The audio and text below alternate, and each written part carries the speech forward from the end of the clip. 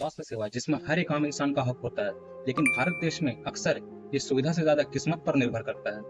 क्योंकि अगर आप सरकारी अस्पताल जाओगे तो वहां आपको लंबी लाइनें लगी हुई मिलेंगी, और अगर आप प्राइवेट हॉस्पिटल जाओगे वहां आपको लाइन तो नहीं लगानी पड़ेगी, पर एक भारी भरकम बिल आपका इंतजार जरूर कर रहा होगा, जिसे आपको पे करना ही पड़ेगा।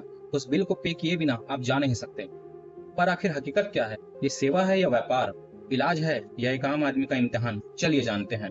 बात करते हैं सरकारी अस्पतालों की।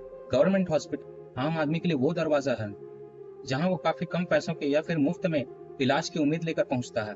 पर कभी कभी यह दरवाजा तब खुलता है जब या तो मरीज की हालत काफी खराब हो जाती है, या फिर वो इस सरकारी सुविधाओं का लाभ उठाए बिना ही इस दुनिया को छोड़कर चला जाता है। ये सभी बातें जानते हुए भी भारत में ज्यादातर लोग गवर्नमेंट हॉस्पिटल पर ही निर्भर करते हैं, क्योंकि यहाँ पर इलाज मुफ्त या फिर काफी सस्ती होती है।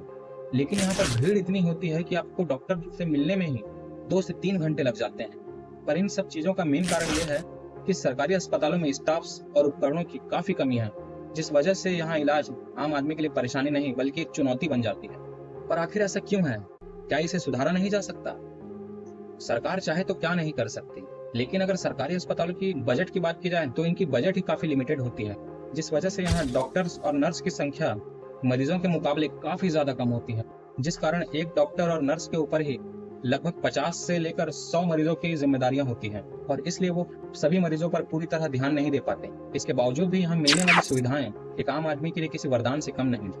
पर अगर प्राइवेट हॉस्पिटल्स की बात की जाए तो यहाँ आपको सुविधाएं तो मिलेंगी, लेकिन उसके लिए आपको इतना मोटा बिल भरना पड़ेगा जिसका आप अंदाजा भी नहीं लगा सकते।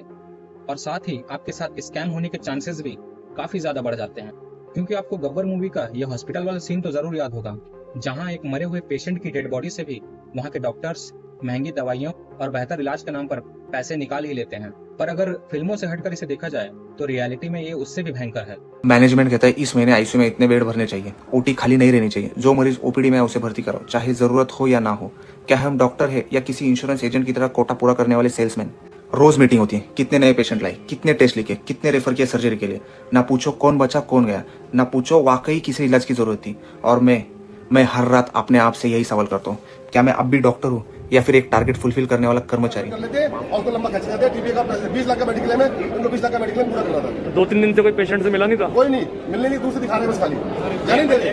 खाने का बिल जो है 24,000 रुपए का लगा रखा है। हाथ देखिए पूरा रीला पड़ रहा है। और देखिए डेड बॉडी दो दिन से इन्होंने वेंटिलेटर पर रखी हुई है। 2 दिन पहले डेथ हुई है। जब हमने ऑर्गन जो डोनेट करने के लिए बोला ना, तो ये था ऑर्गन ही काम नहीं कर रहे हैं। ऑर्गन डोनेट करने के लिए बोला हमने इनको। और सिर्फ इतना ही नहीं, कोविड-19 के टाइम तो इन लोगों ने लूट की सारी हदें पार कर दी थी, जहां 1000-2000 में मिलने वाले ऑक्सीजन सिलेंडर्स को ब्लैक मार्केटिंग करके 20 से 25 हजार रुपए में बेचा जाता था, और जहां 800 से 1000 रुपए में होने वाले कोरोना टेस्ट के नाम पर 5000 से 8000 रुपए वसूले जाते थे, जिसने आम आदमी की तो कमर ही तोड़कर रख दी थी।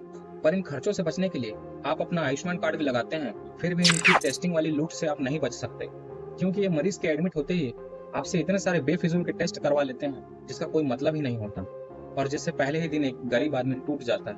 क्योंकि हॉस्पिटल्स को ये पता होता है कि जितना वसूलना है आज ही वसूल लो, क्योंकि कल तो ये आयुष्मान कार्ड लगा ही लेगा। पर इनके लूटने का सिलसिला तब भी बंद नहीं होता, क्योंकि जहां आपका काम 10,000 में होने वाला है, वहां इस आयुष्मान कार्ड के जरिए 20 से 30 हजार रुपए का बिल बना देते हैं आपका। और अगर किसी प्राइवेट हॉस्पिटल में किसी डॉक्टर ने आपसे ये पूछ लिया कि आपका हेल्थ इंश्योरेंस है, और आपने अगर उन्हें हाँ में जवाब दे दिया, तो फिर तो आपके वारे न्यारे ही हो गए, क्योंकि ये काफी अच्छे खासे हट्टे कट्टे लोगों को भी आईसीयू में भर्ती कर देते हैं और वेंटिलेटर में डाल देते हैं, जिससे इनके हॉस्पिटल का बिल बढ़ता रहे। क्योंकि ये वो लुटेरे हैं जिनके हाथ में कोई वेपन तो नहीं है, पर फिर भी आपको मरीज की कंडीशन का ऐसा डर दिखाएंगे कि आप खुद अपनी जमीन जायदाद बेचकर इनके हाथों में पैसे ला कर देंगे, और तब भी इस बात की कोई गारंटी नहीं कि आपका मरीज सुरक्षित रहेगा। और अगर सब कुछ देने के बावजूद भी हॉस्पिटल आपके साथ फ्रॉड करती है, या अनफॉर्चुनेटली आपके मरीज की जान चली जाती है, तब भी आप इन पर कोई केस नहीं कर सकते। और अगर आपने इन पर केस कर भी दिया, तब भी इनका कुछ नहीं बिगड़ने वाला, क्योंकि आपको हमारे भारत देश की न्याय व्यवस्था के बारे में तो पता ही है कि वो कैसी है। वैसे आज की वीडियो में बस इतना ही। आई होप आपको वीडियो पसंद आई होगी। वैसे आपका इस बारे में क्या कहना है, कमेंट करिएगा।